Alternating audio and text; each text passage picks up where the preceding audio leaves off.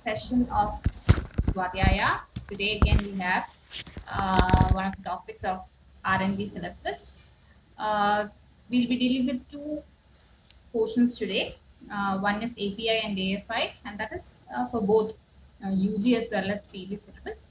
But the next one, that is novel drug delivery, that is a specific topic for the PG students. So first we'll see about the API and AFI. So API and AFI, as you all know, it is actually Ayurvedic Pharmacopoeia of India and Ayurvedic Formulary of India.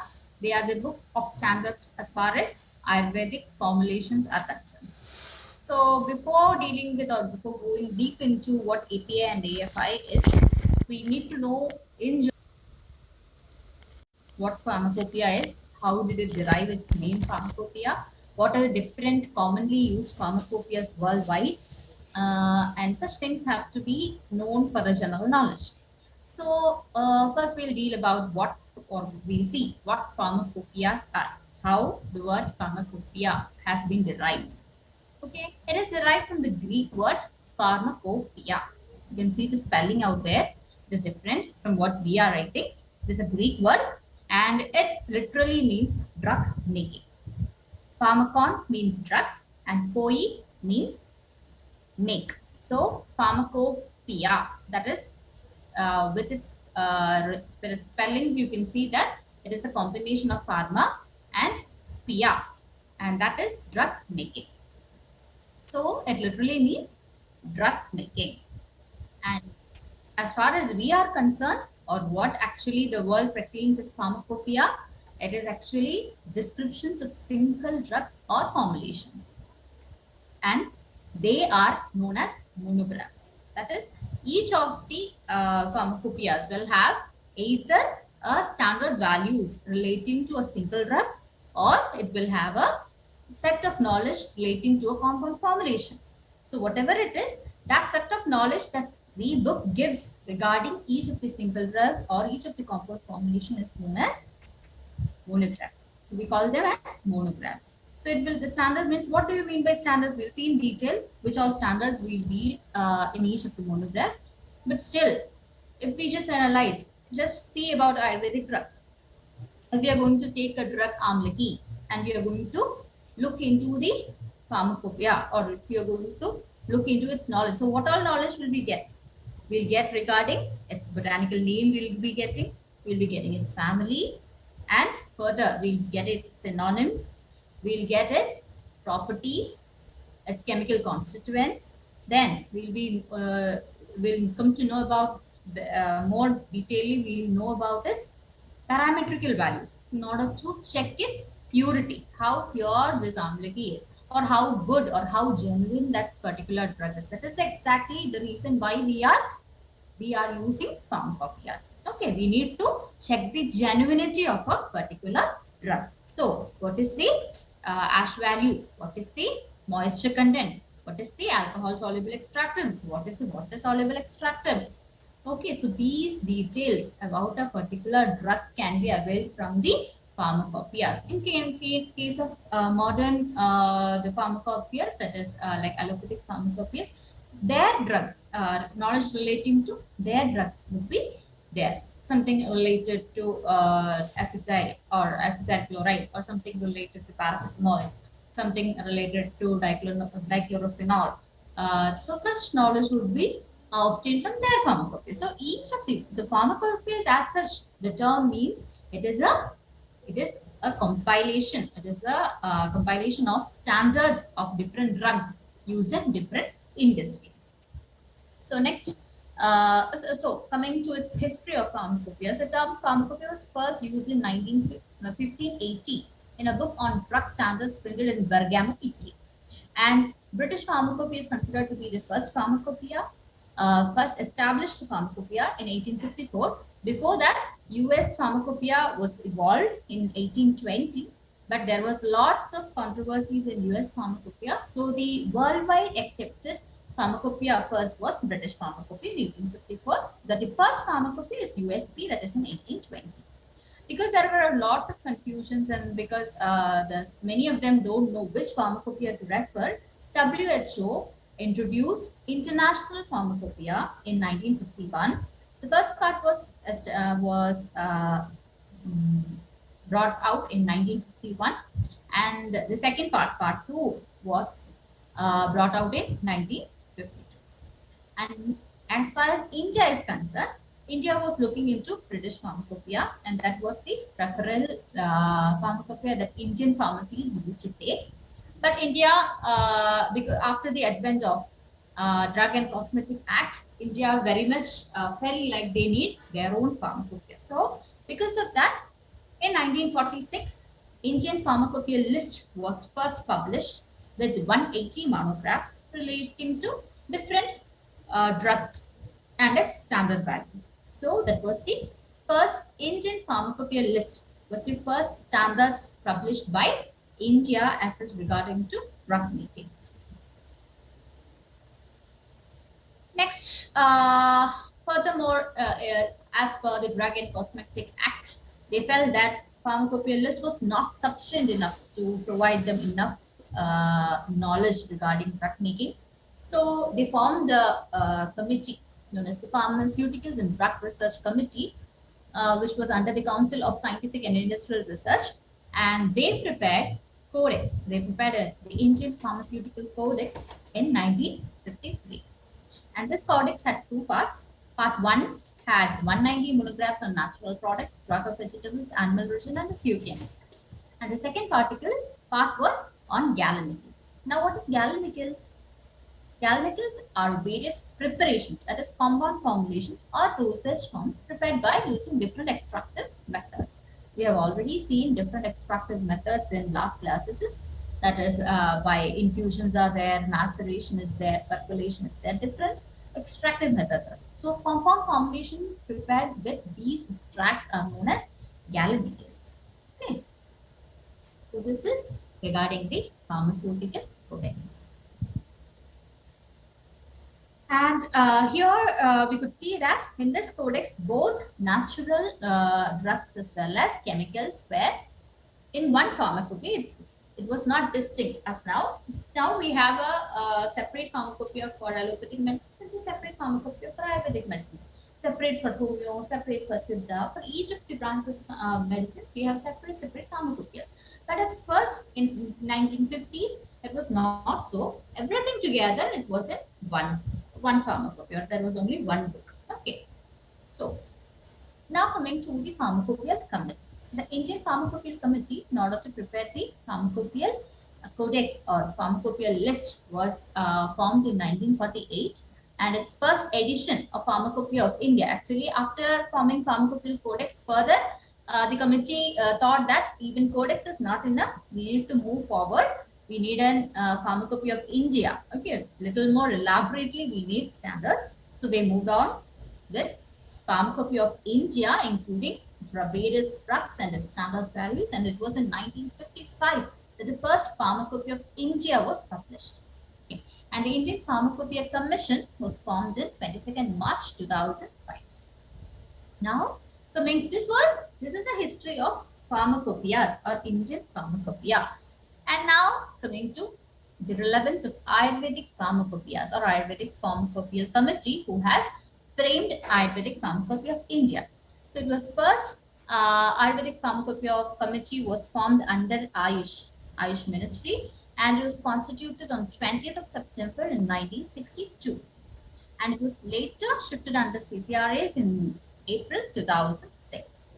The government of India in 1964 has made a very important amendment in Drugs and Cosmetic Act, in which they introduced a chapter known as Chapter 4A separately for ASU drugs. Actually, Chapter 4 relates to manufacturing and dispensing of drugs in India, and it was a common chapter for all the drugs to be manufactured and sold in India. It was in 1964 that was an amendment was brought about in this Drug and Cosmetic Act, where they introduced a separate chapter, Chapter 4A, to deal with the manufacturing and dispensing or selling rules of ASU drugs separately. So, as a part of this, a committee was formed, and we had a very strong opinion that the ASU drugs need a separate pharmacopoeia to establish or to enlist the standards of their own drugs. So thereby, in 1964, in the Amendment of Drug and Cosmetic Act, they introduced the forming or the importance of forming Ayurvedic pharmacopoeia, not only Ayurvedic pharmacopoeia in India, a separate pharmacopoeias for ASU drugs. That was what it was formed. And further, Ayurvedic Pharmacopoeia Committee realized the importance of the issue and considered compilation of formulary as a prelude. The first volume of API, that is Ayurvedic Pharmacopoeia of India, holds 444 formulations, which was approved by the APC for publication in 1969. And actually, we need a bit more research institutes, isn't it? Or standardization institutes to actually evaluate on the standards of these drugs. So for this point or for this relevance, they formed 3 drug standardization research projects, DSRP units in Chennai, Jamnagar and Varanasi, which worked on developing preliminary standards on Ayurvedic formulations. So these are the 3 institutions, these are the 3 institutional projects who work on bringing out the standards on Ayurvedic formulation. It is in Chennai, Jamnagar and Varanasi. Compile data from these units made into a volume entitled Pharmacopoeia Standards for Ayurvedic Formulations, holding standards for 415 formulations, were published in 1976, which was revised and edited in 1987 with 431 formulations. Okay, so the set with individual drugs was published in 1969, first publications, and for formulations it was first published in 1976. The official publications of APCs are Ayurvedic Pharmacopoeia of India, Ayurvedic Formulary of India, and Atlas of Ayurvedic Pharmacopoeia drugs. Other official monographs are German Commission e-monographs, European Scientific Cooperative for Phytotherapy, American Herbal Pharmacopoeia, WHO monographs, and USP monographs. Now coming to the functions of the APC. To prepare Ayurvedic Pharmacopoeia of India of single as well as compound drugs, to prepare the working standards for Ayurvedic formulations, including tests for identity, purity, strength, and quality, so as to ensure uniformity of the finished formulations, and to prepare the remaining part of the official formulary of compound preparations from the classical texts, including standardized composition of reputed institutions, to develop and standardize methods of preparation, dosage from toxicity profile, to develop quality standards, safety, efficacy of intermediates like extracts of Ayurvedic products. So see, you have to note each of these ones. See, the first one is they want to make Ayurvedic Pharmacopoeia of India, both of single and compound drugs. Okay, then what is that? They want to form the standards. Okay, they want to form the standards, including tests of identity, purity, and strength, and to ensure the quality of each of the raw drugs as well as the finished formulations. That was one aim. Then they want to develop and standardize the methods of preparation of dosage form toxicity. So they want to prepare correct or well-defined SOPs. Okay, how can we test the? Even now we know many of the bhasmas we really don't have methods to examine or understand more detailedly how these bhasmas are working in our body, how the rasa drugs are working in our body, what all are the parametric changes that is happening in a rasa drug when we are converting into a bhasma form. These things are to be excavated actually. So we have only limited knowledge about these things. So the APC is recurrently working on such aspect areas, that is how we can develop the scientific world in order to analyze our medicines. So that is one important area where APC is working.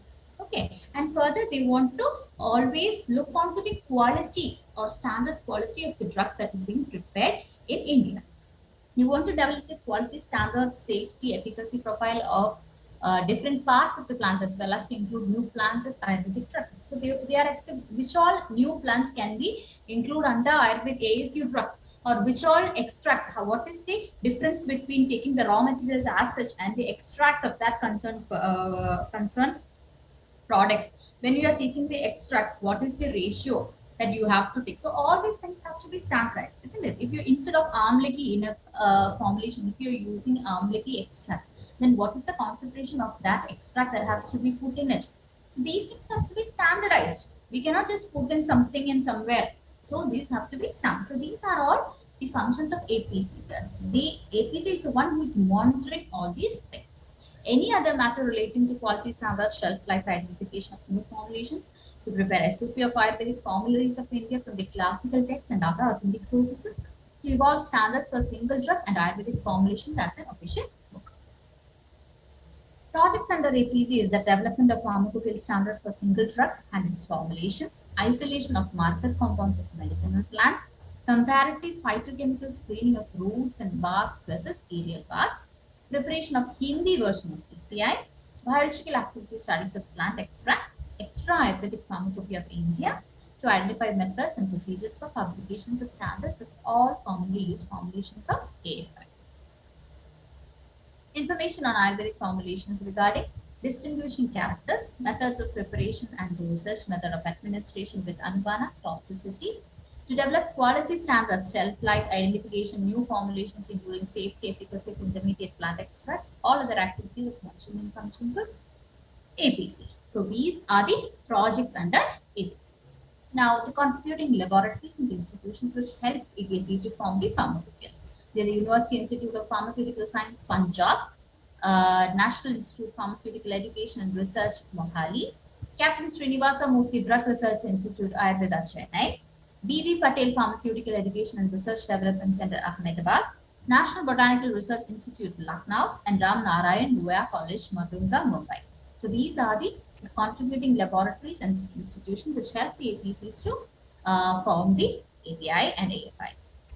Now coming to CCRA, so Central Council for Research in Ayurveda and Siddha, which was established in 1978 to carry out research in Ayurveda and Siddha, engrossed in developing safe, effective, appropriate, and cost-effective formulations for priority diseases, financing of fundamental research products of industry and institutions with 35 labs.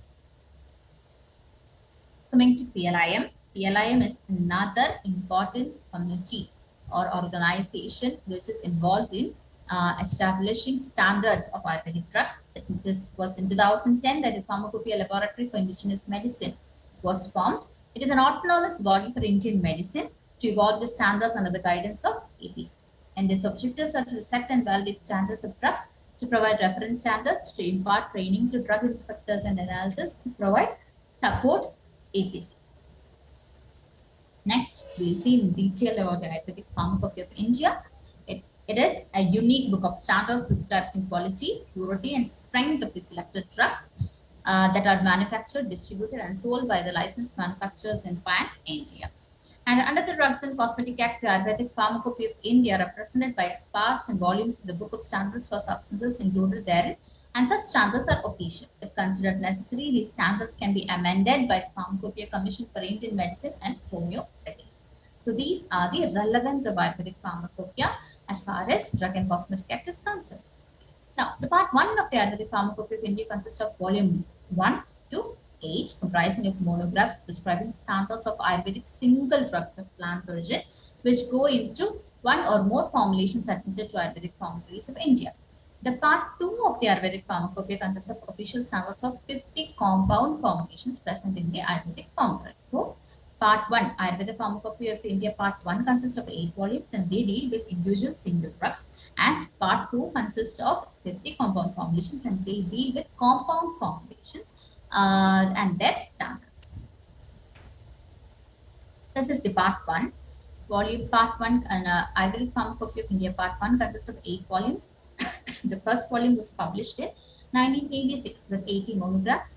Second one in 1999 with 78 monographs. Third one in 2001 with 100 monographs. Fourth one in 2004 with 68 monographs. Fifth one in 2006 with 92 monographs. And sixth volume in 2008 with 101 monographs. Seventh one in 2008 again with 21 minerals and metals. That is important. The seventh one deals with minerals and metals. 8 with extracts with 60 aqueous and hydroalcoholic extracts was published in 2011. Part 2 consists of 3 volumes. First volume published in 2008 with 50 monographs. Second volume in 2009 with 51 monographs. And third one in 2010 with 51 monographs. The Atlas of Ayurvedic Pharmacopoeia drugs, Part 1 consists of 80 monograms and was published in 2009. API Drugs Microscopy and Macroscopy Atlas. The first volume was published in 2011 in 80 with 80 monograms, and part 2 in 2009 with 92 monograms. This is the details of different formulations that is present in the API part 2. That is, ARCA formulations are mentioned only in volume 3 of the part 2. Avaleha, 12 of them described in volume 1, 4 in volume 2, 3 in volume 3. Churna, 11 of them in volume 1, 4 in volume 2, and 1 in volume 3. Rita, 12 in volume 1, 4 in volume 2, and 1 in volume 3. Gugulu, 1 in volume 1, 13 in volume 2, and 3 in volume 3.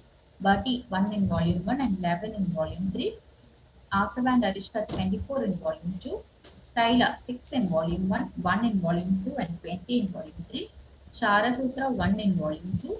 Sharas and Lavana, 6 of them in volume 1. Devas, 1 in volume 1. This is the typical monograph of an Ayurvedic pharmacopoeia. It will consist of a title, name of the drug, its synonyms, its macroscopic and microscopic description, its identity, purity, and strength in case of foreign matter, amount of total ash, the value of acid insoluble ash, alcohol soluble extracted, water soluble extracted, assays and tests, constituents, properties and actions, important formulations, therapeutic uses, and doses. So these are the constituents of a typical monograph in Ayurvedic Pharmacopoeia of India. And it will have an appendix. Each of the Pharmacopoeia volume has an appendix.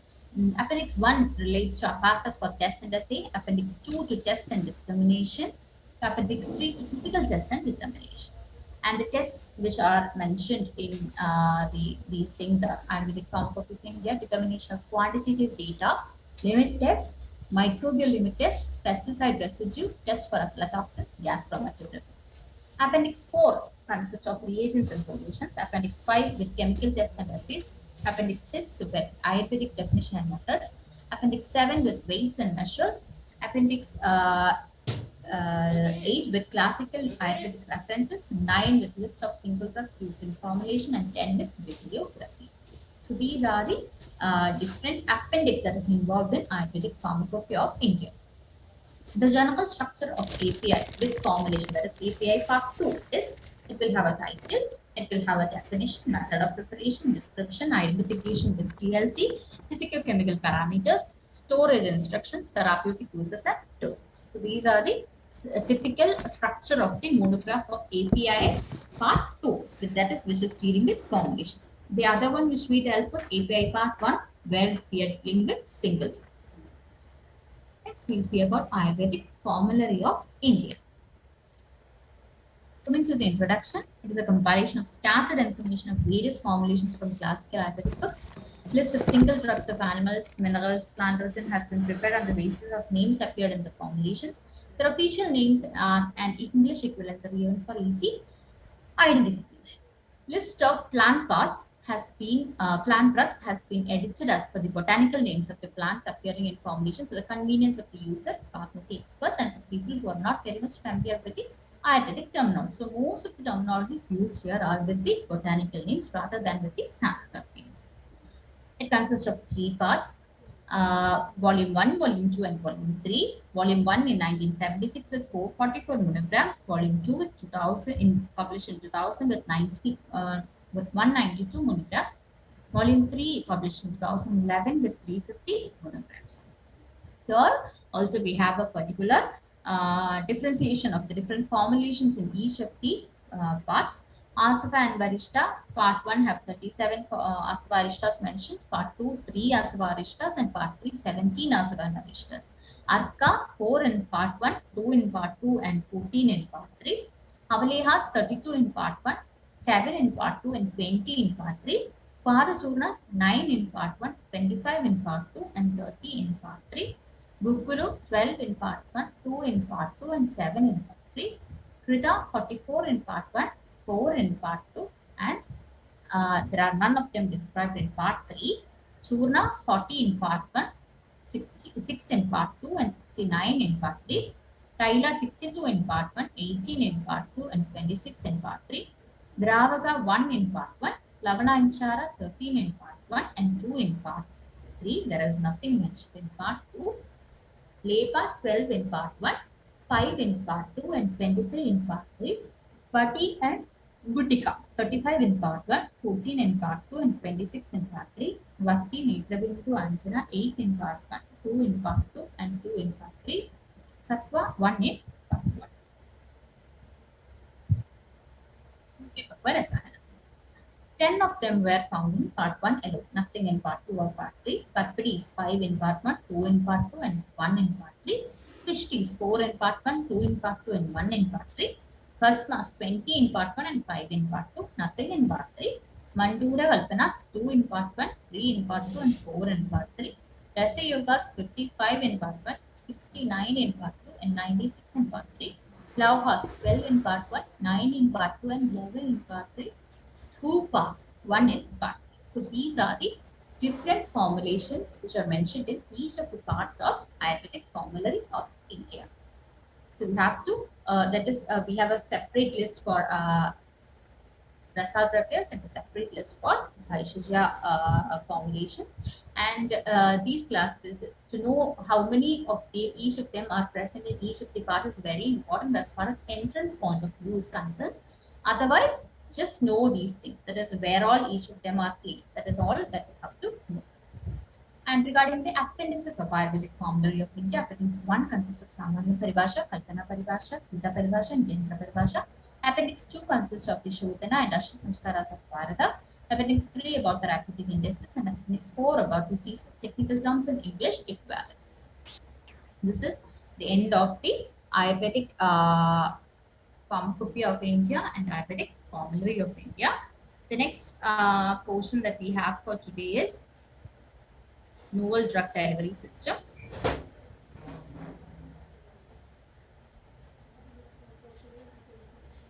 So hope API and AFI is clear to you. That is, it is the thing that you have to always keep in mind is regarding it is a book of standards. As far as it was amended, actually everything was together in the first. Then what happens was that always there was a constant need for a separate books for ASU drugs.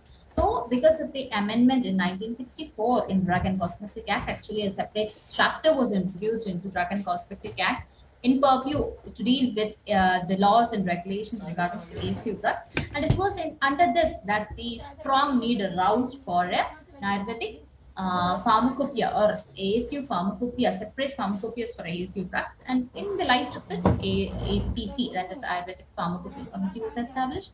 Further on, it was in the view or under the project or guidance of APC that the different Ayurvedic Pharmacopoeia of India, as well as Ayurvedic Formulary of India was introduced. You have to know about the general structure of the monographs that is present in API as well as AFI. That is important. And also you have to have a knowledge regarding how many volumes are there in each of them, each of the volume, how many monographs are there, as well as you have to also know about the different appendix that is being included in the along with Ayurvedic Pharmacopoeia of India Part 1 or the Ayurvedic Pharmacopoeia of India India Part 2 as well as Ayurvedic Formulary of India. These are the important points that you have to always note in API and AFI. So that is all about API and AFI. If you have any doubts, you can always ask via WhatsApp or whatever. Next, we are going to the next part. This part is mainly for the PG students because it is a topic for them regarding the novel drug delivery. So, drug delivery. What is drug delivery? So there's something which you are going to give to the patients has to reach into the patient's body. It has to be metabolized and it has to produce its concerned effect in the body, isn't it? So that is the main aim of a medicine. So how can we give this thing?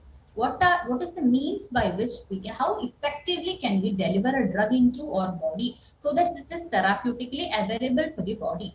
That is what is meant by drug delivery. Okay, we have a lot of routes of administration. You know, that you have parenteral route is there, you have rectal route is there, you have oral administration, you have IV administration. There are a lot of routes of administration for the drugs. Okay, so they are all conventional routes. They are all conventional routes. Now, there are lots of disadvantages for these conventional routes also. Okay, so that is why scientists are always continuously in a research to develop new and new drug delivery system to increase the ease of drug delivery into our body. Regarding the introduction, drug delivery systems are pharmaceutical formulations or devices that help in achieving targeted delivery or control the release of the therapeutic agents in our body.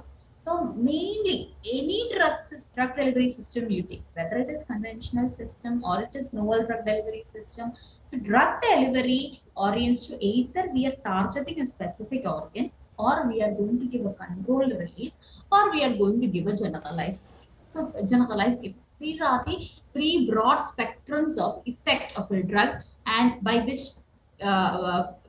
certain drug delivery that is going to happen. So following the administration, the drug delivery system liberate the active ingredients, and subsequently the bioactive molecules are transport across various barriers or biological barriers in our body to reach the specific site. So when you are going to take a pill for the it is a or it is a neural drug, or it is going to act on the central nervous system. So this one has to go inside. It has to penetrate the different biological barriers, including cell membrane. And even after it reaches the cell membranes via the blood, it is going to reach the brain. And there they'll have to cross across the blood-brain barrier, which is not very easy. Okay, so it is actually there are a lot of biological barriers inside our body where through which these drugs have to reach and do the specific therapeutic action in our body. So in this purview, it is there will be a lot of disadvantages for our conventional medicine, because if the person is having epilepsy and we are giving an oral medicine, it will take a lot of time to reach the epileptic the site of lesion or the site of problem, because it has to go inside the body. It has to act in your the gastrointestinal tract. It has to get metabolized. Then it has to get into the blood. It has to go into the first pass metabolism, that is liver. Then it has to get purified from their liver. Then it has to reach the different parts of the body, including your brain, where they have to penetrate the blood-brain barrier. This is going to be a tedious process, and it is not going to give you emergency results. So then the next conventional medicine which can give emergency medicine, emergency result, or the immediate result is IV formulations. Even the IV drugs which we are going to give, it has to cross the blood-brain barrier. Even though it is never going to pass the first pass metabolism or the liver for metabolism, but it has to pass the blood-brain barriers into so that it can make the desired effect. Even that is a barrier. So again, we have to work on it, that even we have to give, if we could give a drug which can directly pass the blood brain barrier, and that would be an added advantage in cases of emergency, isn't it? So these are the different aspects. So these are the scenario in which the different scientists are continuously developing novel drug delivery system in order to increase the ease or convenience of the patient as well as the doctor. So, what are the components of the drug delivery? Any drug delivery system may be divided, or it can be considered as a system comprising of drug formulation, medical device or dosage form, or any technology to carry the drug inside the body, mechanism for the release. So, these are the components of the drug delivery. Conventional drug delivery system. Conventional drug delivery involves a formulation of the drug into a suitable form, such as a compressed tablet for oral administration or a solution for intravenous administration. That is the conventional drug delivery. And now the limitations are sometimes you need a higher dose, lower effectiveness can be observed, toxicity can occur, adverse side effects can occur, unwanted effect of the particular drug in some other system can happen. So these all things can happen in conventional drug delivery system. So now coming to novel. So why is novel drug delivery system important? Or what are the different types of novel drug delivery system that has been developed so far? So as far as the current scenario is concerned, two main drug delivery systems which we can include under novel drug delivery system is controlled drug delivery system and targeted drug delivery system. The controlled drug delivery system, according to USP, is one which delivers a drug at a predetermined phase or predetermined the time gap for locally or systematically for a specific period of time. That is, it is pre-programmed. Okay. So at 1 hour interval, 2 milligram have to be released into the blood. After 3 hours, 5 milligram have to be introduced into the blood. So this has been programmed, and as per the program, the release will happen. This happens in controlled drug delivery system, where now you can see that many intradermal implants are there, which especially in case of diabetes patients, where the controlled delivery of insulin will be happening in the body. Next set is a targeted drug delivery system.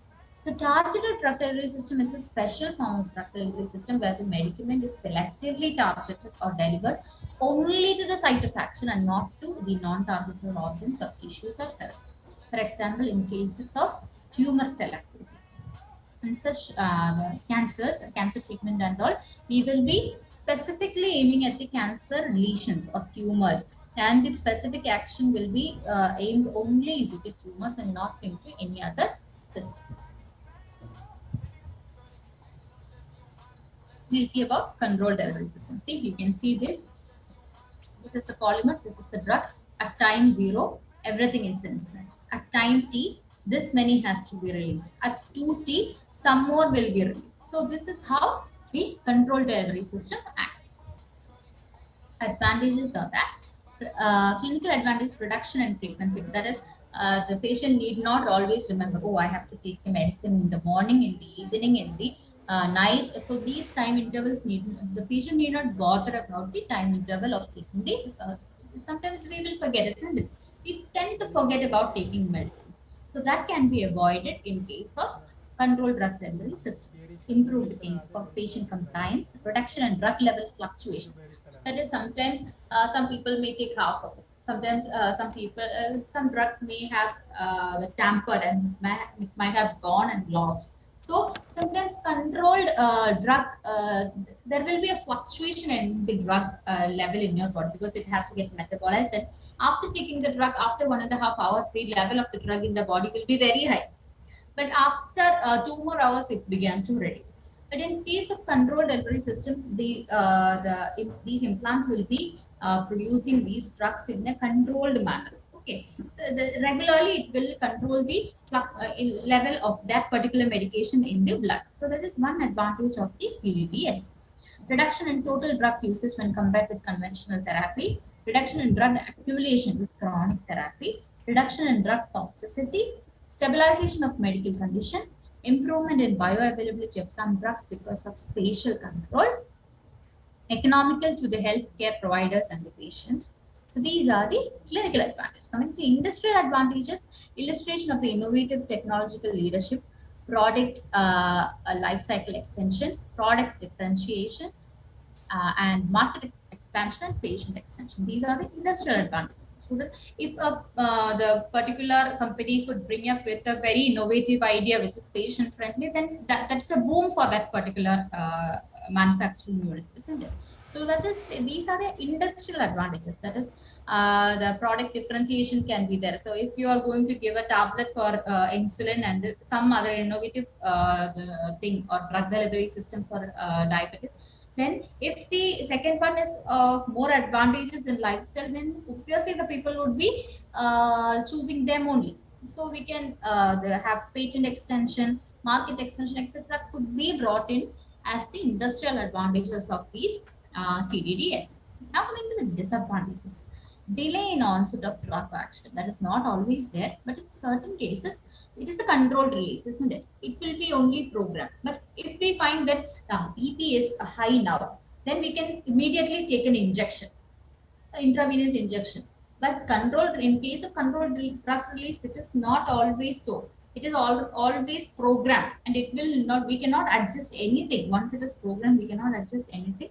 It will only after one. It will be a program that release 2 milligrams every hour, means it will release the next 2 milligram only after next hour. We cannot alter the doses, we cannot alter the time period, and nothing can be altered. It is pre-programmed. So there will be, in cases of emergency, we cannot rely upon such conditions or such modes of drug delivery. Possibility of dose dumping in case of poor formulation strategy.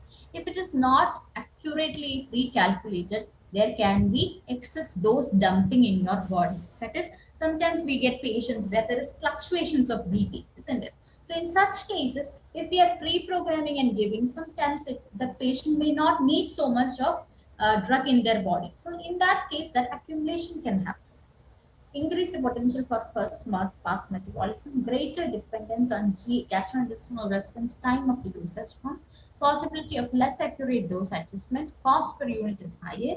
Not all drugs are suitable for making into controlled delivery systems. These are the disadvantages of controlled drug delivery system. So these are the different evolutions of controlled drug delivery system. The first generation oral delivery was the thing. Then transdermal delivery, drug release mechanisms like distribution, diffusion, osmosis, ionization. These were the methods of drug administration. And coming to the next second generation, actually zero order releases, smart polymers, hydrogels, peptides, and protein delivery, nanoparticles began to come in. Next, again on after the evolution, modulated delivery systems like on-off insulin release, glucose sensitive release. That is, that particular implant can sensitize the presence of the amount of glucose in your body, and accordingly it will release the medicines. Targeted delivery, long-term delivery systems, in vitro, in vivo correlation, prediction of PK profiles from in vitro release. So these are upcoming projects only. Many of them are just upcoming projects only. So these are the evolutions of the CDDs. Now classification. Delayed release, extended release, site-specific targeting, receptor targeting, fast dissolved drug delivery system. These are the different classifications of controlled drug delivery systems. Delayed release means in cases of entry-coated tablets, where a timed release is achieved by barriers for repeated action tablets. Barrier coating, repeated action tablets suspensive. That is, there will be the entry coated ones means it will not get dissolved in the stomach. It will only get dissolved in the intestine. So there is a delayed release is there. Even after digestion also, it is not going to get released. Only after it reaches the intestinal system, only by contact of the enzymes from the intestinal system, this is going to get released. So these are the examples of delayed release.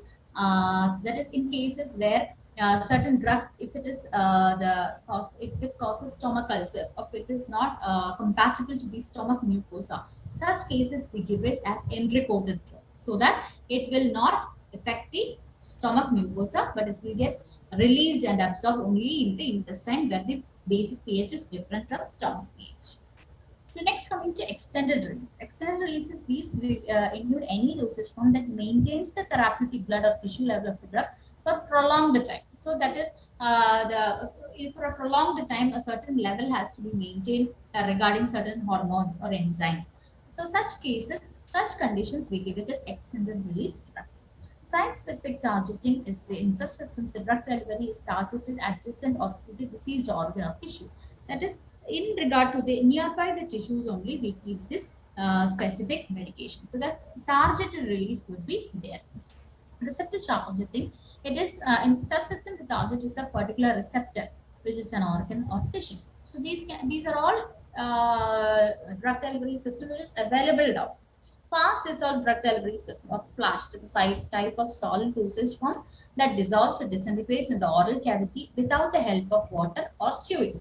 Okay, so what happens here is fast dissolution is achieved by forming loose networks or by effervescent agents, or with mixture of disintegrating agent and swelling agents. So what happens is that when such agents are being mixed, when it just comes in contact with the saliva itself, it begins to disintegrate. Some part of it begins to disintegrate, some part begins to take its saliva, and it begin to effervescence. It begins to bring it bigger, and by this effervescence, what happens? The drug begins to release. Okay. Oh, so disintegrating and swelling, that is the basic concept of fast dissolved drug delivery system. And the mechanism of action of controlled oral drug delivery system is dissolution, diffusion, combination of dissolution and diffusion, osmotic pressure control system, chemically controlled release systems, ion exchange resin controlled release system, and hydrogen. So these are the mechanism of controlled oral drug delivery system. So in dissolution, what happens is that matrix and encapsulation, two types are there in dissolution. Diffusion also, matrix and reservoir, two types of diffusion is there. These are the, we'll see in detail what each of them is. So in dissolution, what happens? Matrix dissolution, what happens is that the corresponding drugs are being enclosed homogeneously in a wax-like medium. That is monolith dissolution control system, where it is dispersed in a control. That is, as the wax melts, this drug will also get dispersed.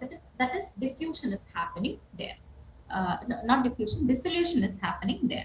It is getting solved and the soluble and soluble in the gastric or the intestinal mucosa. Coming to encapsulation, what encapsulation happens? It is a coating where dissolution control system, since the drug is encapsulated with slowly dissolving materials like cellulose, PEG or PMA, and where dissolution rate of the coat depends upon the stability and thickness of the coating. So this is what I mentioned earlier in entry coated tablets. When we do not want the substance to get dissolved or come in contact with the stomach mucosa or the oral mucosas, what happens is there, it will slowly dissolve or slowly dissolution happens, and as this dissolution happens, the drug will be released. Okay. This is about encapsulation, dissolution, encapsulation. Now, matrix diffusion. Here, what happens is that drug and excipients are mixed with polymers such as hydroxypropyl methyl cellulose or hydroxypropyl cellulose, and is then compressed into a tablet by the conventional way. And release of the particular active ingredient from the tablet takes place by combination of the diffusion and dissolution. So what happens? Water diffuses into the tablets and it swells this polymer. This is cellulose. No, so it swells the polymer. And what happens once this thing swells up, the inner drug began to get dissolved. And then this gets diffused into the bloodstream. So here what happens, both of them together, that is matrix diffusion is happening. Water is coming or the enzyme causes the matrix to swells up, then dissolution and diffusion happens about the drugs. This is matrix diffusion. Next is reservoir diffusion. What here also, a laminated matrix is there. That is network. Laminated means with a lot of lines, stripped matrix is there. Okay, networked matrix is there. So, and it will be hollow system containing an inner core surrounded with a water insoluble membrane or insoluble polymer. And this polymer can be applied by coating or encapsulation. Either you can coat it as tablets or you can do encapsulation. And what happens is that there will be, because it is an insoluble membrane, it is a partition type. So first, if it is water insoluble, so anything which you take in with the contact of water, it will not get dissolved. Okay, so only when it comes to the contact of the specific enzymes or specific hormones, it gets dissolved, and then the drug will be released. So it can be an extended target delivery system also. This is reservoir diffusion type. Now, dissolution and diffusion together. Drug encased in a partially soluble membrane, pores are created, and that will cause pores. That the partially soluble things means small evacuations or small holes will come in, and through these holes, the water can get into the drug and it can dissolve the particular drug content and take it outside, diffuse it outside, and it will reach the concerned cells or it will be absorbed into your body. This is dissolution and diffusion. Next, coming to osmotic pressure control system. So here what happens is this. In this system, the drug may either be osmotically active itself or it will be combined with an osmotically active salt like sodium chloride. So it will be surrounded by semi-permeable membranes, which is usually made from cellulose.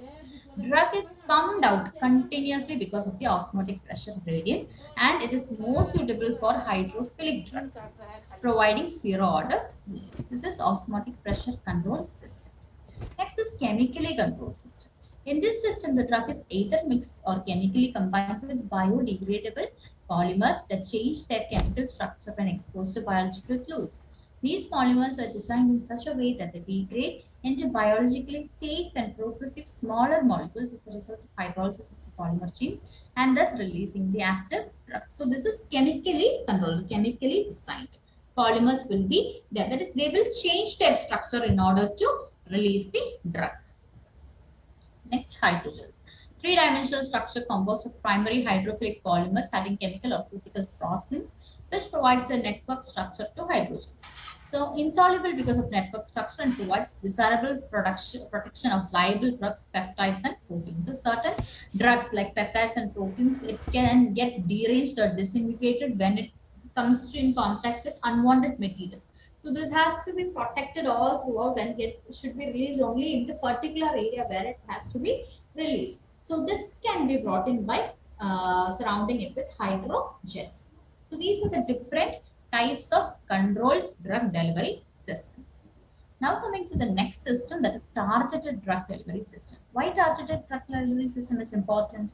Because the conventional drug delivery system can have low half-life, high volume of distribution, low specificity, low therapeutic index, low solubility, low stability, high dose, adverse effects, and low patient compliances.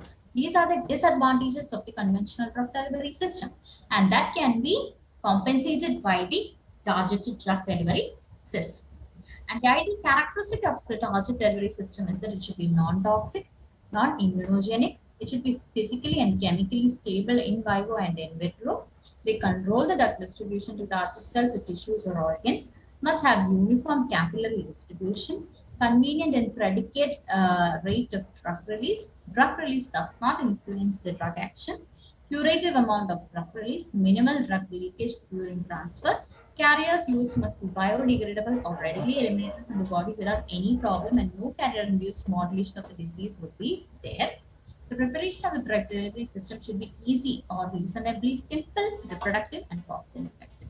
So these are the ideal characteristics of a targeted drug delivery systems. That is, the main thing which you have to always keep in mind is that this target, that is in targeted drug delivery system, what is happening? Actually, the medicine is being binded to some ligands or proteins, and this is going to go to the specific target site, and is going to be released there. This is going to happen. So the thing which is going to carry this particular drug to the body should be non-toxic, non-immunogenic. It should have a uniform capillary distribution. It should have the predictable rate of drug release, and it will not cause any kind of, it should be biodegradable. It will not cause any accumulation in the body or toxic accumulation in the body. So these are the basic important characteristic of the targeted drug delivery system. Advantages is that drug delivers releases over extended period of time, intermittent dosing can be avoided, improve patient compliance, reduce inter and intra-patient variability. Drug can be administered in a smaller dose to produce the desired side effect. No peak and valley plasma concentration. Toxicity is reduced by delivering drug at the targeted site. Self-administration is possible. Enhanced absorption of the drug is there. These are the advantages. Disadvantages is that requires a skill in manufacturing, storage, administration, diffusion and redistribution of drug release, rapid clearance of targeted systems, maintaining stability of dosage form is difficult, highly sophisticated technology requires for formulation, it is expensive, is comparatively very less. So these are the disadvantages of the targeted drug delivery system. Most important disadvantage is the cost. Now coming to biological processes involved. It is like the cellular uptake and processing, transport across the epithelial barrier, extravasation, and the lymphatic uptake. These are the biological phenomena that happens in the targeted drug delivery system. That is, this has to be, the cellular uptake should be there and it has to be processed. Then it should cross across the barriers, epithelial or biological barriers has to be crossed. Extravasation should happen in the concerned area and lymphatic uptake or lymphatic clearance should be also there. These are the four major biological phenomena that has to be considered when you are giving a targeted drug delivery system. The two main areas of targeted drug delivery system is tumor targeting drug delivery and CNS drug delivery. These are the two areas where the targeted drug delivery system has got immense opportunities. The first thing which we'll see is CNS related drug delivery system. We have three broad classification of CNS related target delivery system. That is invasive approaches or neurosurgical approaches, non-invasive methods, miscellaneous techniques or intranasal deliveries. So invasive approaches or neurosurgical approaches include intracerebroventricular infusion, convection enhanced delivery, intracerebral injections or implants, and disruption of the blood-brain barrier. Non-invasive techniques include prodrug, drug conjugate, or colloid techniques such as nanoparticles or liposomes, and miscellaneous techniques include intranasal deliveries. We'll see first what prodrugs are. That is a particular drug that is which is lipid soluble, which can cross the blood-brain barrier, could be introduced into the brain. There, what happens once it reaches a specific site, it changes into or chemical modification will occur biologically and becomes the main drug which has the effect in the particular site. This is the prodrug. That is, it would be in a different form. Once it reaches a particular site, it will transform into the main active ingredient and it will cause the effect. This is a prodrug. So, the prodrug is also used to improve the gastrointestinal tolerances, increase systemic availability, improve solubility, taste, and shelf life. If something is which is having a high distaste, has to be given to a patient. So, what happens? We give it into a prodrug form, which is not that much causing distaste or intolerance. So once it reaches a specific site, it gets converted into that corresponding drug and it will cause the action. This is there. This is the concept of prodrugs. Next, drug conjugates. It involves caging of the compounds within glycosyl, maltosol, diglucosyl, and dimaltosol derivatives of the cyclodextrin. The therapeutic complex is comprised of an omega-3 fatty acid such as alpha-linolenic acid, eicosapantonic acid and their derivatives. So this will be like it will be encased in something which gets dissolved once it reaches the specific site of action, and the corresponding inner ingredient will be able to act on that specific site. Nanoparticles. This is the most developed form of novel drug delivery system. They are micronized solid colloidal particles prepared of polymeric materials ranging in size from 1 to 1000 nanometer, used as carrier systems in which the drug is dissolved, enwrapped, encapsulated, absorbed, or chemically linked to the surface. Liposomes are colloidal vesicular structures composed of one or more lipid bilayer surrounding an equal number of aqueous compartments.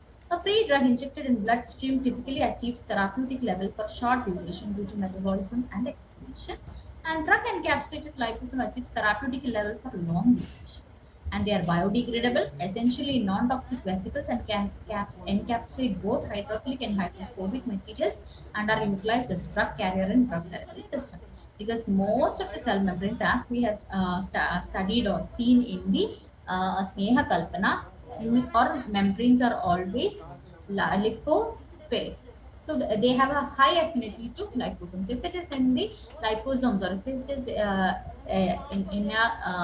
encapsulated form or vesicular encapsulated form, lipid bilayered form, then they can easily dissolve in the cell membranes. Even the blood-brain barriers and CNS barriers are soluble for lipid layers. So when a particular drug has been encapsulated in lipid bilayers, it can cross all these areas and can and it is also biodegradable and it can act very well in the concerned area where targeted action can be given.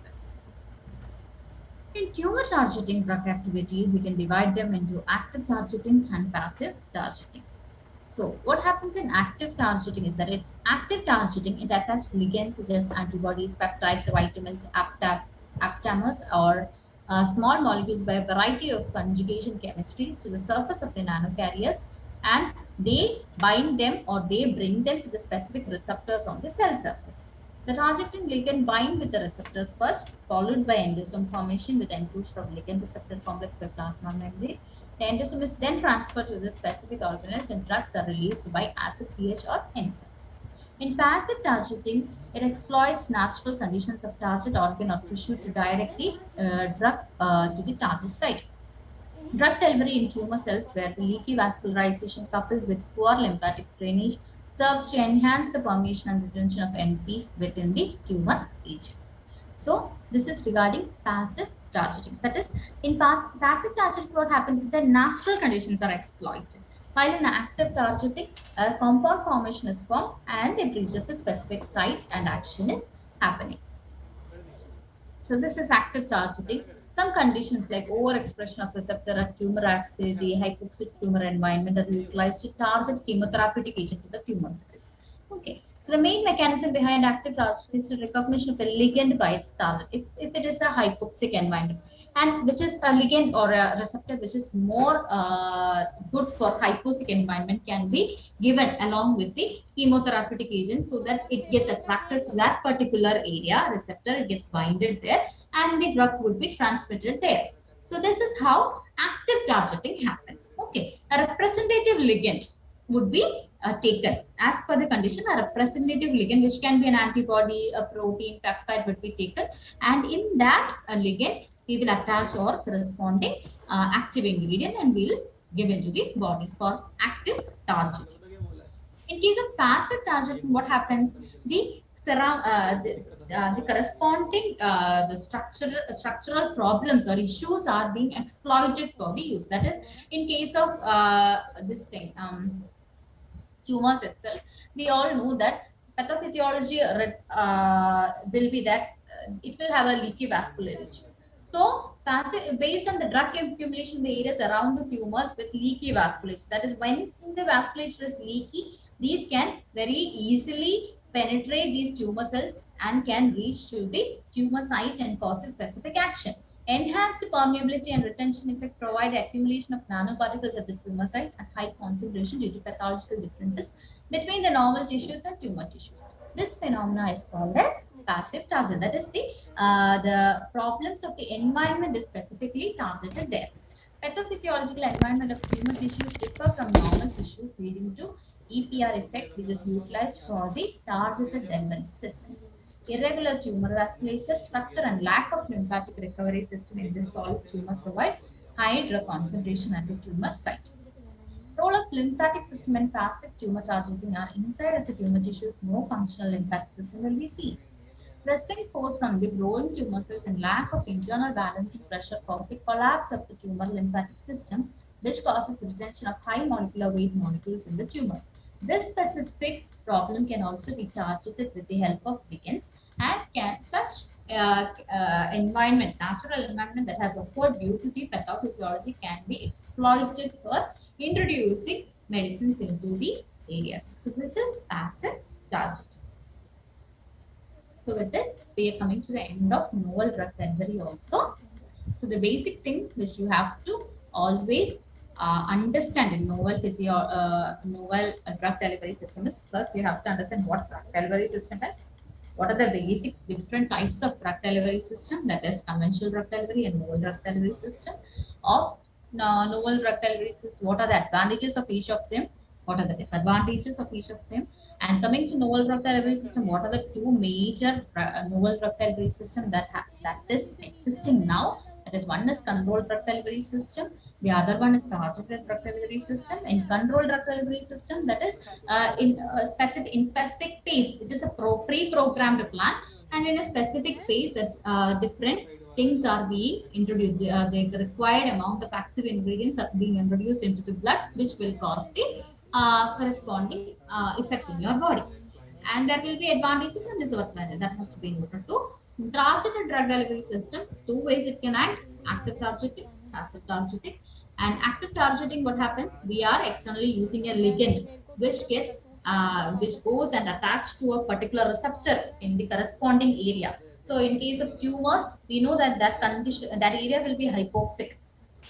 So, a hypoxia related ligand can be chosen in which we attach the corresponding molecules, corresponding active ingredients along with this ligand, and we introduce into the body. So, this will exactly go and attach to the tumor sites, which is hypoxic. Then, this particular active medicine can have its effect on that particular area. So, that is one way. In passive targeting, what happens is that the natural environment, the natural pathophysiological environment will be exploited. You know that the tumor cells will have a leaky vasculature. It will have a lot of association of lymphatic vessels. Supply would be less. So these things we know. So correspondingly, to exploit such conditions, or medicines will be introduced so that which could pass on these areas and get into these areas and act accordingly. So this is passive targeting. So these are the two types of the targeting drug delivery system. So with this, we have come to the end of this topic also. So this is a PG topic, whereas the other one EPA 5 is a common topic with both UG as well as PG. So with this, we are coming to the end of today's class. If there is any doubt, you can ask. Thank you.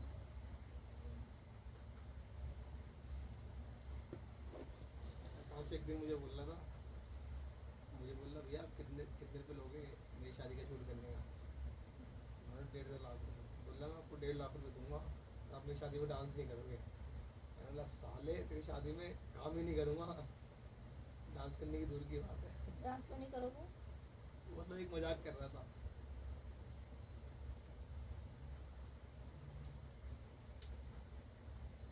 साले तुम बिहारी की शादी में shoot करूँगा क्या?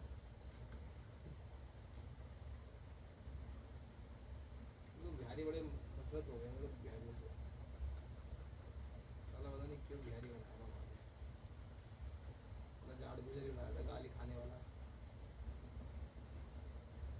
चूड़ा चमार बिहारी से ज़्यादा इज्जत चोर से। शुक्रिया करो, मान इंसान बनाए, इंसान तो बनाया, बिहारी के बनाया। हमारे पेट से पैदा हुआ है, माँ बाप से अच्छा मिलना, उसकी कोई दिक्कत नहीं है, बिहारी के बनाया। अरे देखो मम्मी पापा अच्छा मिलना बहुत खुश नसीब की बात होती है। ये तो मैं मानता जो हूँ। बच्चे अच्छे माँ बाप घर में पैदा होते हैं।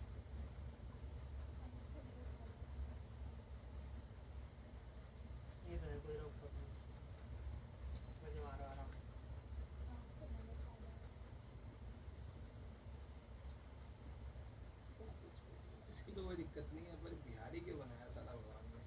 अलग ये बताने लायक नहीं होता, तुम क्या हो गुप्ता बोलना पड़ता है खाली। बोलता अलग कहाँ है गुप्ता हो, वो तो मैं पैदाई थी दिल्ली का, ये बोलता हूँ।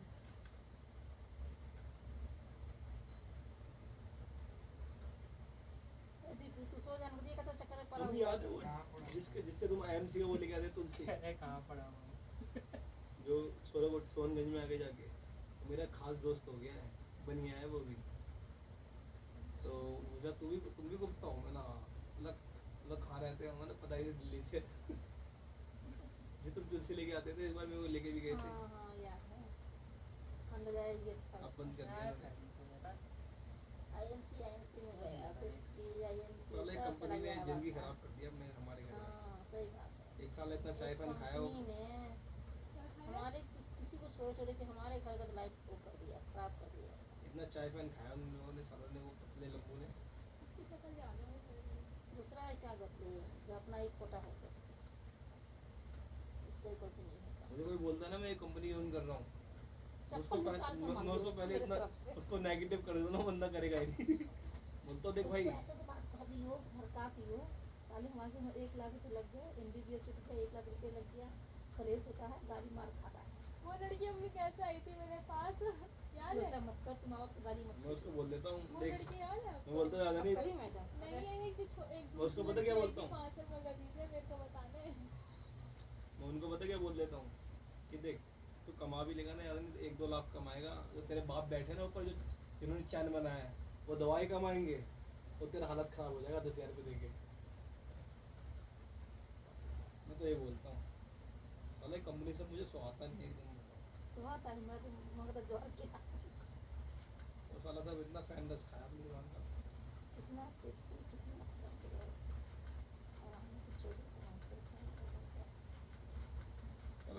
जगह भी कहीं नहीं मिलता था, यहाँ की चौकी भी बैठ जाते थे। इस घर में चौकी लगा हुआ था। याद है? हो गया वो उधर है? कैसे होगा फिर?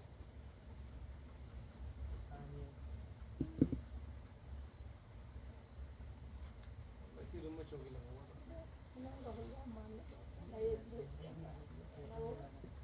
ऐसे मैंने कौन कुछ सा वो छेड़ा लेकिन वही कर रही थी तो मैं आईएनसी समझी। नहीं फिर स्मार्ट वो वाला वैल्यू ऊपर आ गया वो तो मैंने कर दिया फिर बताएगी सही। नहीं स्मार्ट तभी तो वैल्यू मैं आगे देखी। ये अरे लाइट ज़्यादा कैसे आ रहा है? वीडियो बंद है जो एक शो था ना वो वाला दीप वर्सेस फर्स्ट टाइम किया था एक मोहम्मदन वेडिंग था तो क्या हुआ था ये किस मुझे चीज़ का? शुक्र मानो भगवान मेरे साथ दे दिया जो लड़का जिनका शूट करने आया था ना मेरी जानता था उसका कैमरा भी सेम यही वाला था और वो वीडियो कर रहा था इससे अगर मम्मी उस दिन वो वाला कैमरा नहीं लाता ना तो लगा लो मेरा पूरा शूट खराब था मेरा बेइज्जती था ना पैसा मिलता सब खराब था मेरा लेंस उसने अपने कैमरे में लगाया उसका तूने कैमरा उसको लड़के ने हेल्प कर दिया हाँ उसका लेंस मैंने अपने कैमरे में लगाया ये वीडियो बन रहा है फोटो क्लिक करने में दिक्कत हो रही है वो वीडियो बना रहा था उसने मेरा लेंस लेके अपने कैमरे में लगाया और अपने कैमरे में लगाया और वो वीडियो बना रहा और मैंने उसका लेके फोटो क्लिक करा वो शादी में लड़के ने हेल्प किया ना मुझको है ना वो बोलो भगवान था मैंने उस टाइम और जो जब हेल्प कर देना वही भगवान हो जाता है अच्छा, हम मेरे का लोगों को नुकसान जो था। रोहिणी में किया था हेल्प रात में। मम्मी पता नहीं कभी भी ना वीडियो पे ना मेरे को ऐसा इस कैमरे पे कोई मिलता नहीं है अगर कोई वीडियो बनाता है ना तो सोने कैमरा लेके जाता है और दूसरा लेंस भी ना लगेगा इसमें नहीं तो ये वाला लेंस है इस कैमरा ऐसा ही लेंस लगेगा अच्छा दूसरा वो भी उसके पास वही जो कैमरा इसके अंदर कार्ड होता है ना ये वाला हाँ। ये भी दूसरा हर कैमरे में अलग अलग लगता है और बैटरी होता है सबका कैमरे का अलग अलग होता है वो तो पता नहीं कैसे भगवान की दुआ से मिल गया और वो देता हुआ पैसा में देता राहुल ना के जानता था वो तुम सारे कैमरे लेके के लिंक दोगे। पूछो ना कैसे कैसे कर रहा हूँ देखो कैसे कैसे कर रहा हूँ शूट बताइए इसको यही बहुत भागा था कभी ये लेंस लेके आ रहा कभी वो लेंस लेके आ रहा कोई ना अपना बचाता है तो ये तो करता है नहीं कोई हो जाता वो भी करता पर एक होता ना तो इस तरह मुझे कैसे प्रॉब्लम हुआ मैं जानता हूँ लेंस ऐसे नहीं रखता मैं कभी भी। मैं कैसे कैसे शूट कर रहा हूँ ना मैं ही जानता हूँ नहीं हुआ उधर। अरे हाँ तो उस साइड ही बैठा है ना। वाली याद है ना मैंने कसम से कुछ नहीं छेड़ा। मिलना तो पड़ेगा ही भाई नहीं मैंने कुछ तो किया। कसम बात मानना चाहिए भैंस को आगे बढ़ा रहे हैं उसी तरह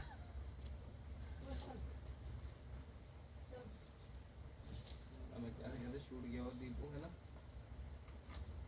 कितना पीछे पीछे जाना पड़ रहा था ना मेरे को कैमरा बहुत सीधे हो गया ना टेंशन नहीं हो टेंशन मतलब जिस दिन मेरा मूड बिनका ना 2-3 लाख 5 लाख में सब कर दूंगा जिस दिन मेरा बिनका क्योंकि मैं किसी से मांगता नहीं बस ये वाली बात है ना वरना करने में कर दूंगा पैसा से कोई दिक्कत नहीं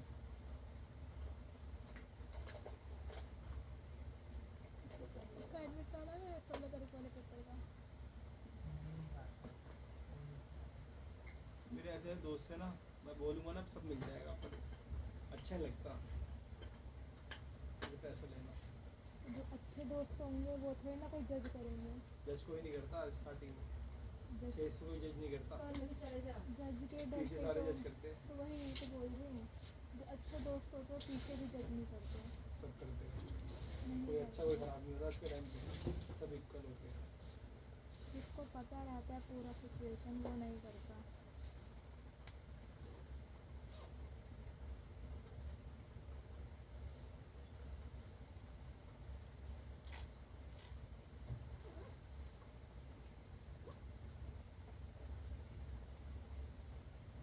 मतलब बाल अजीब काट दिया इस बार इससे अच्छा पहले लग रहा था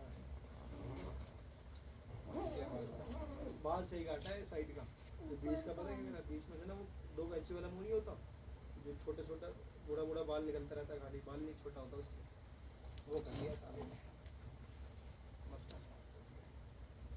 तो डाउनलोड कर ली फायर है चलो इसलिए कर उसको सुबह उठाएगा आऊँगा देखो ट्रेडिंग करूँगा उसी रूम में आइए उस रूम से उठते ही घर जाऊँ ना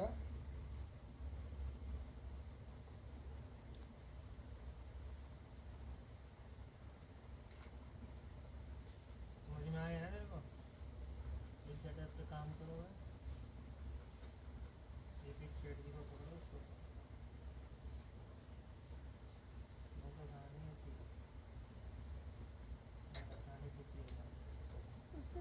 से फिल्टर लेके ये क्या कौन सा फिल्टर चाहिए तुझे? किसको हेयर टॉस का। आप बाद में दे दो ये रहा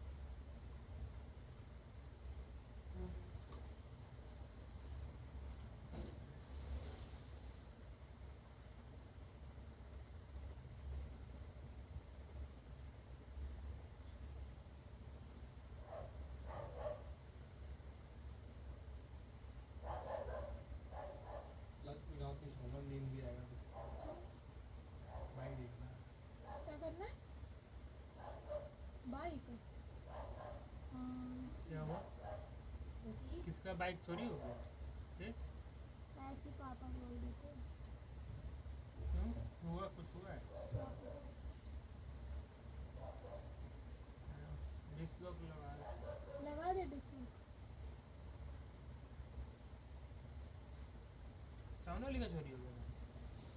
मतलब अपना बाइक में डबल डिस्क वाला नहीं है मतलब हालांकि मैंने ध्यान ही नहीं दिया मतलब डबल डिस्क वाला आगे डिस्क है इसके जो आगे इसमें लोग लगता है ना ये डिस्क पीछे भी होता है वो 1,25,000 का आता है ये कितना 15 का? 1,12 का तो मम्मी बोली अपना गाड़ी फाइबर वाला है। फाइबर है लोहे बॉडी का। हल्का है इसका और इसका फाइबर से भी हल्का बॉडी लगाऊंगे मैंने मैचिंग करी थी बॉडी बहुत हल्का है इसका हाँ आ रहा। एक फाइबर हिलता नहीं एक फाइबर हिल रहा है सही है जो भी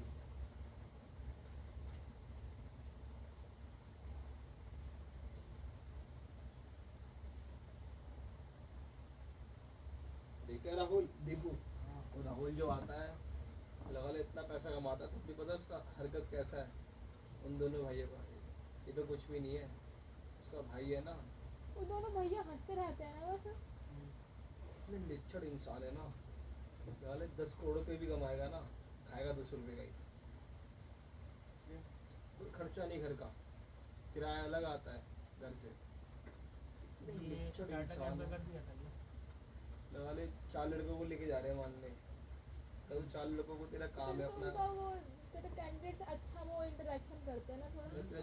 तेरा चार तेरा मान ले तेरा अपना बिजनेस है तो 4 लड़कों को लेके जा रहा है तू खाना खिलाएगा ना उनको ये ऐसे इंसान है ना भूखे ले जाएंगे अच्छा तो खिलाता ना।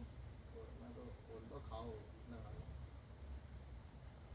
अच्छा मतलब शादी में मतलब ऐसे कहीं भी जाओ भूख लग जाए खिलाना ही चाहिए। ऐसे लिच्चड़ इंसान है इतना पैसा कमाते हैं और हरकत इनका लिच्चड़ वाला है मेरे साथ नहीं है बाहर कहीं जब लोग ग्रुप में आते मेरे बेटे होंगे लगते हैं मैंने। साला इतना पैसा छापते हैं किसी टाइम पे राहुल 30 रुपये में लाइट में नहीं देता था साइकिल से आता था साला आज 40,000 पर डे कमा रहे हैं सुबह 40 जाइए हम सुबह कराएंगे तो ट्रेडिंग। तो बाद में नहीं हो पाएगा वही वाला। फर्स्ट कैंडल से करना एक है। ही बार होगी। फर्स्ट कैंडल क्या करें पहले बता लाइव मार्केट का एक्सपीरियंस अलग होता है। चार्टर नहीं जाते कोई बता देगा कहाँ जाएगा। चार्टर में तो जाता हूँ ऊपर जाएगा नीचे जाएगा। उसी रूम में लेके आई और रखना उधर उस तरफ। इसमें कैसे पता लगा तूने फिल्टर भेजा वन टाइम वाला वो भेज रखा है देख गिरा हाँ तो फिल्टर का वो होगा ना क्या है फिल्टर का फिल्टर का वो नहीं है कुछ नहीं आया इसमें लगाता हूँ नाम क्या एक मिनट ले ले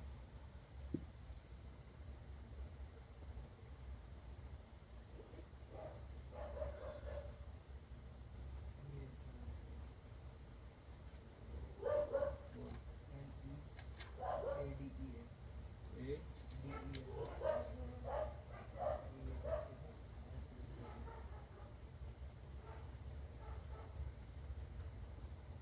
इधर बैठ के देख मेरे सामने क्या होगा स्क्रीन मेरे सामने रख मैं अपने आप को नहीं दिखाता अपना फोन ठीक से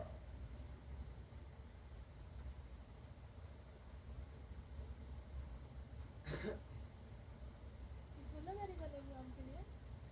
मैं तो पहला इंसान है जो मेरा इसका इंस्टाग्राम खोल के बैठा हुआ है समझ आ रही है भैया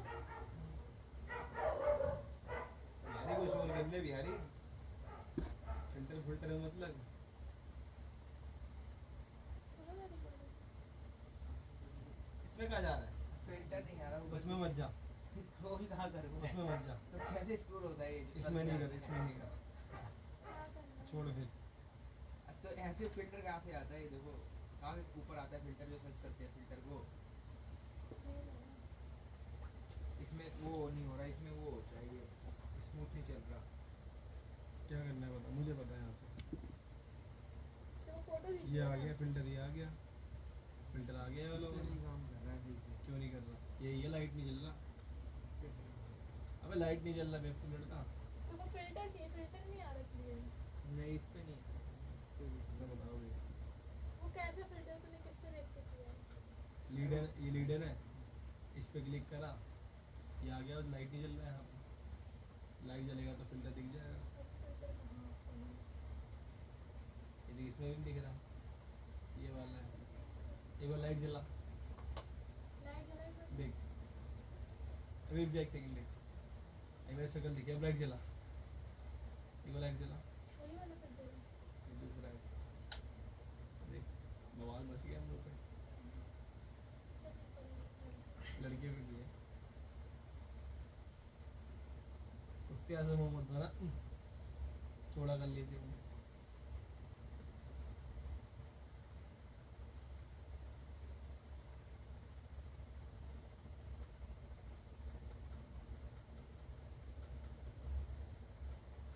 फिर उसको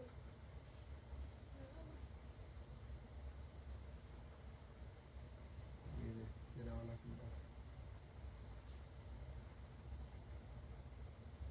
मेरा वाला फिल्टर आ गया, फिल्टर यही था,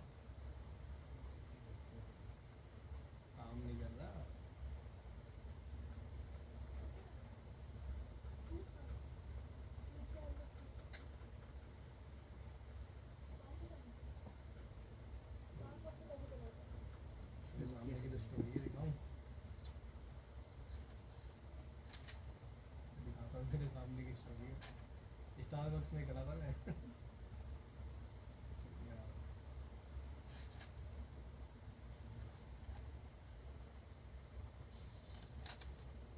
खिला रहा है, ये लेकिन में डाला है जोया। कुत्ते का नाम है जोया।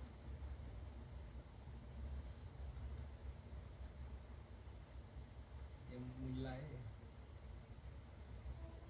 इसके बाप ने इस गांव में 4 फ्लैट है, 2-2 करोड़ रुपए का, और बहुत पैसा है इसके बाप के पास।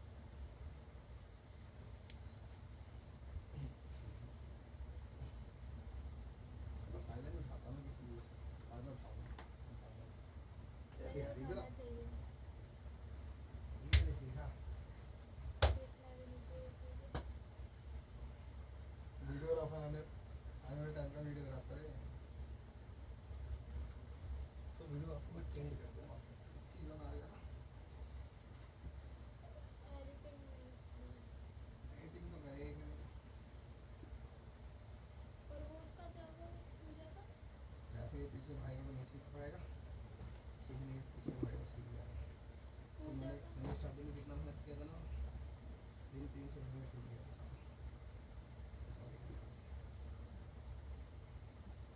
अभी हैदर पे भी कितना पत्ते नहीं पा रहा। और वो पूजा भी क्या होगा? एडिट हो गया वैसे सारा वीडियो?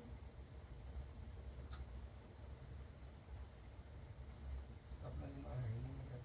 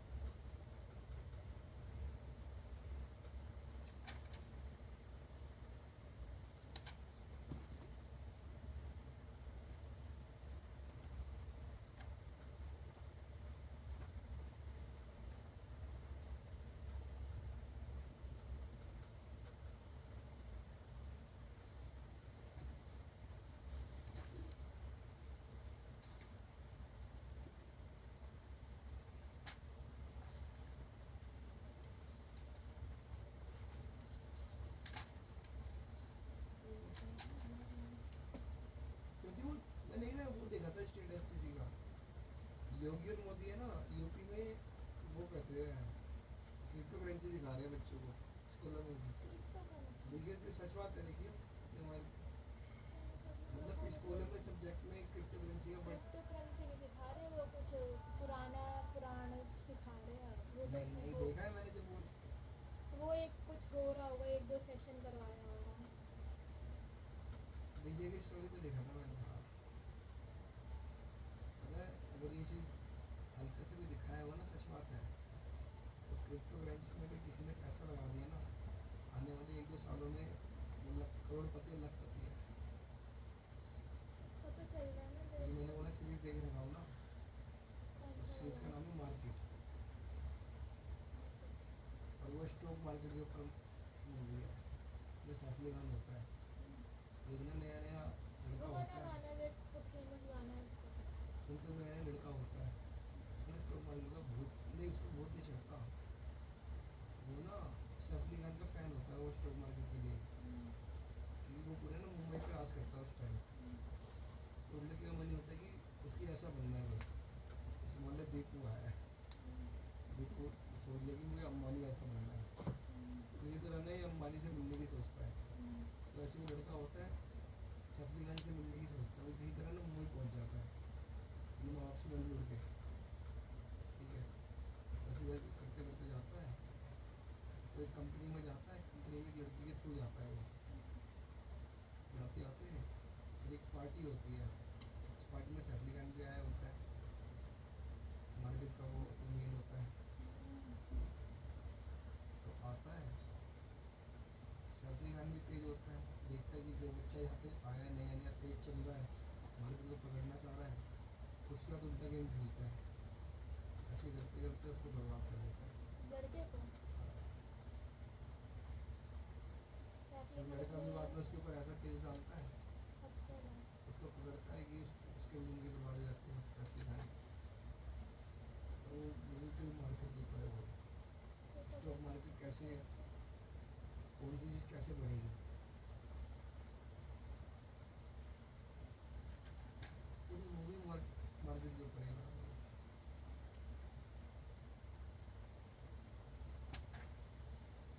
मज़ा आ गया था मूवी देख के, ऐसा लगा था कुछ मूवी आई है।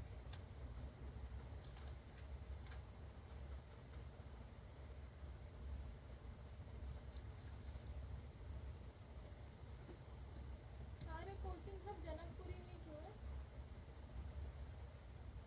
नेटफ्लिक्स जनकपुरी वहीं पर क्यों है जहाँ पर सारे कोचिंग है? जनकपुरी पहले से है ना। जब आपको क्वेश्चन का आंसर नहीं पता ना, उसको उल्टा गलत क्वेश्चन कर दो, ये रूल है ऑप्शनल। तेरा नाम किशन क्यों है? बताओ। इवन नेटफ्लिक्स में भी ये लिखा आ रहा है, मतलब चल ही नहीं रहा है, पेमेंट इज पेंडिंग, सब क्वेश्चन खत्म हो गया हो। पेंडिंग को दिखा रहा है, मतलब कर दूंगा दोबारा तब भी नहीं आ रहा। तो तू तो किसी का सब्सक्रिप्शन लेके चलाता है। बिल्कुल ये चीज़ देखने में मज़ा आता है, ये जो होती है ना सीरीज, सीखने में मिलता है चीज़। खाना कमा देख ले भैया।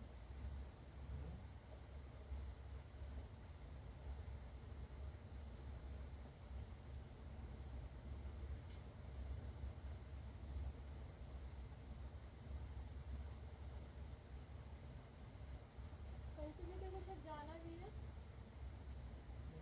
उसको बोलिए कि पास तो कर दे मॉडल टाउन का। कल जाऊँगा तो पीछे पड़ जाएगी वो चर्चा, मेरी परसों को ज्वाइनिंग है। तो पेपर के बाद जाएगा। बात कर लिया, बोलिए कि पास का दे दो आप, नहीं तो मेरे उस हिसाब से सैलरी बढ़ाओ इतने दूर का। मॉडल टाउन का वो तो एक ही सही बोलेगी है। योगी को बोल देंगे, है नहीं कोई काम? नहीं हो तो नहीं होगा तो इंडिया है। क्या नहीं? मेरे को तो लिमका दे दियो, लिमका पी ले। कभी भी सर दर्द ना इनो पी लो, पेट की गैस से भी कभी कभी सर दर्द होता है। ऐसे एसिडिटी होता क्या है? हमें पता कैसे चलता है हमारी बॉडी में कि एसिडिटी बन रही है, गैस बन रही है? कैसे पता चलता है? तेरे को भी कैसे पता चलता है को गैस बन ये रही साला है? मैं समझना चाहता हूँ। मेरे को नहीं समझ आएगा तो सही है। है भैया पता क्या कैसे? होता है मेरी ख्याल से पेट में ना अजीब अजीब सा आवाज आता है। मैं जब कोचिंग में डेस्क पे बैठती थी मैं छोड़ती नहीं थी, पर अजीब अजीब आवाज आता है, डेस्क में पूरा भन्ना आ जाता था, वाइब्रेट हो जाता था।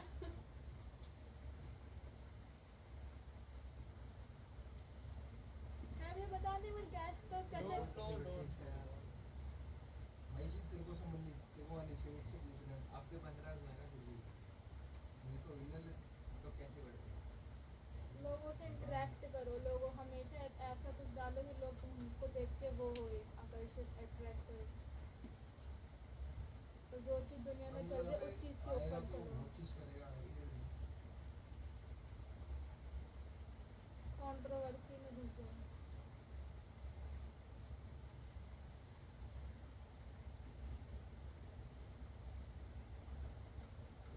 फेमस हो सकती है ना, अच्छे से करता मैं सपोर्ट करें। नहीं होता।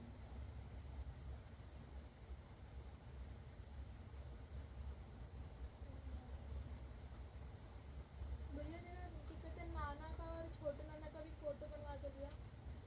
उधर नहीं जा रहा एल्बम वाले के पास? बचाने वाला वो थोड़ा ही मोल रहेगा समय का। मेरा फोटो भी रह रहा है, वही फोटो है बस मेरे बचपन का एक है। तुम लोग की तो इतनी सारी फोटो है, बताओ। एक पापा और मेरी भी जो जीने पे बैठ के वो भी खराब हो रही है।